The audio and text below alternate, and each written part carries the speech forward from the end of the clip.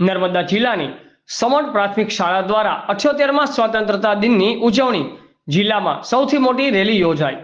15મી August 1947ના દિવસે અંગ્રેજોની ગુલામીમાંથી ભારત દેશ આઝાદ થયો હતો।